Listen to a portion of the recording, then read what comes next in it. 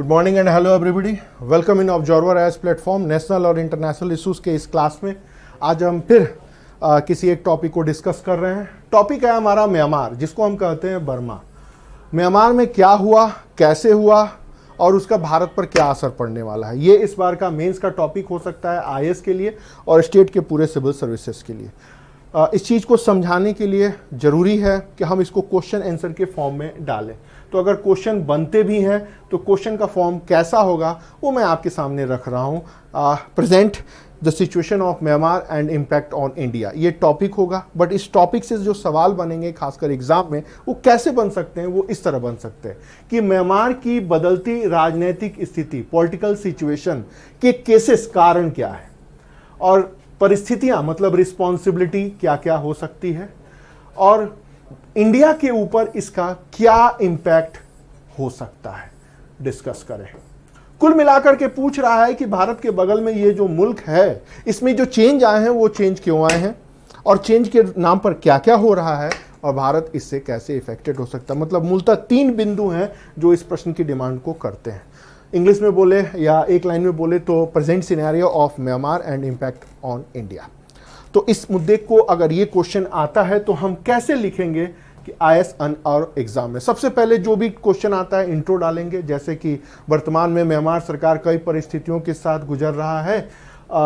Times of India का जो report है वो भी मेंशन कर देंगे क्या कि पिछले दिनों मानवाधिकार आयोग या संयुक्त राष्ट्र के रिपोर्ट के अनुसार 750 लोग इस विरोध प्रदर्शन में मर चुके हैं। ये चीज़ यहाँ पर आ जाएगा। अब इसका कारण क्या है, तीसरे स्टेप में आप इसके डालेंगे कि कारण क्या है। तो यहाँ पर एक बुद्धिस्ट आंदोलन चल रहा है, चीन का इम्पैक्ट है, वो अन्य। वास्तविकता तो ये है कि चाइना का इधर से झगड़ा चल रहा है, जापान से भी चल रहा है, उत्तर कोरिया के अलावा दक्षिण कोरिया से भी चल रहा है। तो इधर का रास्ता बंद हो रहा है और इधर पीओके वाला भारत खाली करा रहा है। तो अब नया रास्ता कहाँ होगा, तो भाया म्यांमार इधर से। इसीलिए म्यांमार में सत्ता परिवर्तन हुआ और सेना वहाँ पूरा प्रशासन संभाले। ध्यान रखिएगा, जो पाकिस्तान में है कि सेना पूरे देश और इकॉनमी को संभाले हैं, ठीक उसी तरह म्यांमार में भी है कि यहाँ भी सेना पूरी के पूरे इकॉनमी को और देश को संभाल रहे हैं। तो बस इसको लिमिटेड रूप में करना है कि बौद्ध आंदोलन भी उभर के आ रहा है और चीन का प्रभाव भी चल रहा है और वहाँ पर एक तरह से सेना और सामान्य नागरिकों में झड़प शुरू हो चुकी है। तो बस इतनी सारी चीज़ें डालनी है, ज़्यादा नहीं डालना है। अब बात करते हैं कि चाइना का क्या प्रभाव है इस चीज़ के ऊपर। तो जो चीज़ें मैंने अभी आपको बताई है वही है कि पाकिस्तान और चीन दोनों मिलकर के जो इकोनॉमिक कॉरिडोर बना रहे हैं, वो जम्मू कश्मीर के 370 के हटाने के बाद से परिस्थितियां बदल गई। तो पहले पॉइंट में आप ये डिस्कस करेंगे। ठीक उसी तरह हांगकांग से चीन का विवाद लगातार बढ़ते जा रहा है, वहाँ भी विरोध प्रदर्शन होते जा रहे हैं और उस परिस्थिति से बचने के लिए चीन किसी नए वैकल्पिक मार्ग या अल्टरनेटिव वे को खोज रहा है। फिर जापान से इनका तनातनी लगातार चल ही रहा है और साउथ चाइना एशिया में भी इनका झगड़ा चल रहा है। तो इसी नई अल्टरनेटिव वे को खोजने के लिए, तैयार करने के लिए चीन ने म्यांमार के ऊपर हाथ रखा या म्यांमार की पॉलिसी को इफेक्टेड करते जा रहा है। तो अभी जो म्यांमार में सत्ता परिवर्तित हुई है उसमें चीन एक बहुत बड़ा रोल उभर करके आ रहा है।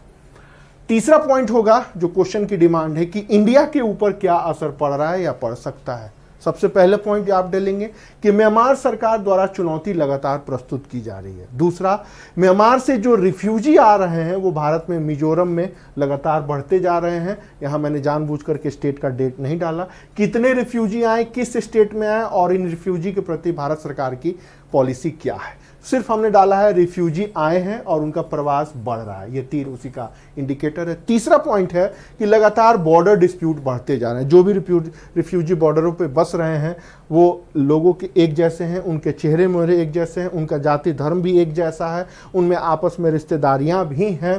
तो अब उनको बॉर्डर से बांटा जा रहा है तो उसमें और भी नई तरह की प्रॉब्लम आ रहा है। जो अगला पॉइंट है, इसी के बहाने जो म्यांमार से रोहिंग्या मुस्लिम्स हैं उनको लेकर के पॉलिसी भी बदली है और कई सारे रोहिंग्याज नए नए वेश में भारत में घुस रहे हैं। 2 दिन पहले आपने सुना होगा कि जम्मू कश्मीर से क्या किया जा रहा है, कैसे किया जा रहा है और किस तरह क्या पॉलिसियां अपनाई जा रही हैं। ठीक है, फिर उसी तरह ये भी आ रहा है कि नॉर्थ ईस्ट के स्टेट्स में जो सेपरेट मूवमेंट है वो लगातार इस घटना से उथल पुथल से और बढ़ रहा है। उनको बल मिल रहा है कि अगर म्यांमार में ऐसा हो सकता है तो हम लोग क्यों ना भारत सरकार के नाक में उंगली करके दम करके अपने एजेंडे को आगे बढ़ाएं। फिर इसी के आड़ में या उथल पुथल में बांग्लादेश के लोग भी भारत में घुसपैठ करते जा रहे हैं। गृह मंत्रालय की रिपोर्ट आई कि प्रॉब्लम म्यांमार में है और इम्पैक्ट इंडिया के ऊपर पड़ रहा है। एक कहावत भी, अगर पड़ोस में कोई उथल पुथल होता है तो आप भी तैयार रहिए क्योंकि उसके अगले शिकार आप होने वाले हैं। फिर उसके बाद एंटी इंडिया के जितने भी आइडियोलॉजिस्ट हैं, ग्रुप्स हैं, उनको वहाँ पर एक तरह से आश्रय मिल रहा है या प्रोटेक्शन मिल रहा है। ठीक उसी तरह नेपाल, पाकिस्तान, पश्चात म्यांमार द्वारा भी एक चुनौती भारत को दी जा रही है और इससे रीजनल पॉलिटिक्स में डिसबैलेंस आ रहा है और ये एक चीनी इम्पैक्ट लगातार बढ़ रहा है। अब जब कंक्लूड करेंगे तो एक ही लाइन इसमें कंक्लूड करें कि भारत को सतर्क रहने की आवश्यकता है। तो अगर कहने का मतलब है कि इंडो म्यांमार से कोई सवाल आता है तो प्रेजेंट सिनेरियो में सवाल का रुख, सवाल कैसे भी हो, क्वेश्चन कैसे भी हो, मुद्दा वो नहीं है। मुद्दा ये है कि आप उस क्वेश्चन को कैसे लिखेंगे। IAS और स्टेट सिविल सर्विसेज में कोई भी सवाल आ रहा है तो अकॉर्डिंग टू क्वेश्चन आप पहले उसका इंट्रो लिखेंगे, प्रेजेंट सिनेरियो जो कुछ भी है वो आप इसको इनपुट करेंगे, डिस्प्यूट का कारण क्या है तो आप इसमें 3 से 4 कारण देंगे, ज़्यादा देने की संभावना नहीं है। अगर आप इच्छुक हों तो दे सकते हैं, लेकिन प्रश्न अगर 200 वर्ड्स या 300 वर्ड्स में आ रहा है तो इतना स्पेस बचेगा ही नहीं। एक निश्चित टाइम पीरियड में आपको अपने उत्तर कैसे लिखने हैं और किन किन पॉइंटों को मर्ज करना, यही सबसे बड़ी बात है।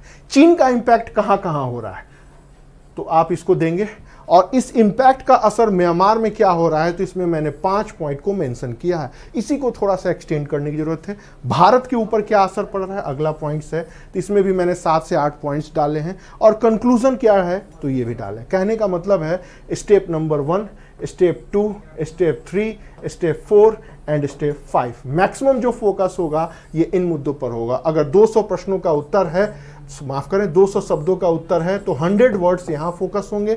स्टेट सिविल सर्विसेज में अगर 300 वर्ड्स पूछे जा रहे हैं तो लगभग 200 वर्ड्स आपको फोकस इनके ऊपर करना है।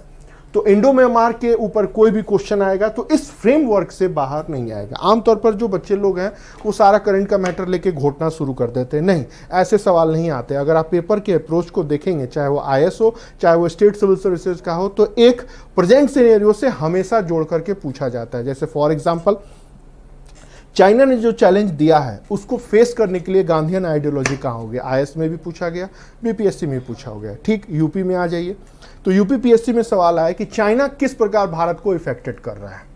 अब उसमें आप फ्री हैं कि आप क्या लिखते हैं, ठीक है। ठीक उसी तरह अन्य और भी स्टेट्स में इसी तरह के सवाल आए। बेसिकली IAS के अगर प्रश्न पत्र को देखेंगे तो 2 से 3 साल के जितने भी क्वेश्चंस आए हैं वो प्रेजेंट सिनेरियो को आ रहे हैं। वो कभी नहीं पूछता है कि भारत और चीन के संबंध को बताएं, या नेहरू काल में क्या था, इंदिरा काल में क्या था, राजीव काल में क्या था, या मोदी काल में क्या है। नहीं, चाइना कैसे चैलेंज दे रहा है, चाहे वो मामला फॉरेन पॉलिसी का हो, चाहे वो मामला एनर्जी सेक्टर का हो, चाहे वो मामला डिजास्टर मैनेजमेंट या कश्मीर को लेकर के हो, चाहे वो मामला भारत के इंटरनल पॉलिसी का लो। कहने का मतलब है पहले भारत और चीन जब हम पढ़ते थे तो उसको 100-200 शब्दों में पॉलिटी IR का मैटर समझते थे। नहीं, अभी इसमें पॉलिटी भी है, IR भी है, नेशनल पॉलिसी भी है, डिफेंस भी है, इंटरनल सिक्योरिटी भी है, गवर्नेंस का भी मुद्दा है और डिजास्टर मैनेजमेंट का। फॉर एग्जांपल ब्रह्मपुत्र नदी पर चाइना बांध बना रहा है तो डिजास्टर मैनेजमेंट का भी सवाल बन सकता है कि भारत और चीन के संबंधों में किस प्रकार के आपदा या डिजास्टर होने की संभावनाएं हैं व्यक्त करते रहें।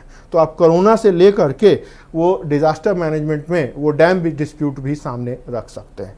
तो जो भी भारत सरकार प्रभावित हो रही है, जो भी भारत सरकार सामना कर रही है, उसके ऊपर एक आपको ओवरव्यू इमेज बनानी रखनी पड़ेगी, तभी आप किसी भी क्वेश्चन को फ्रेंडली सॉल्व कर सकते हैं। ठीक है, तो उम्मीद करते हैं कि एक दूसरे टॉपिक्स को आपने समझा होगा और जितने भी एस्पेक्ट्स आते हैं हम अपने क्लास कार्यक्रम में इसी को एक्सटेंड करेंगे, पूरा इसको एक्सप्लेन करेंगे, इसका एक मॉडल आंसर भी आपको उपलब्ध कराएंगे और इंडो और म्यांमार से क्या क्या रिलेशनशिप पर 8-10 सवाल बन सकते हैं उनकी भी चर्चा करेंगे। Thank you.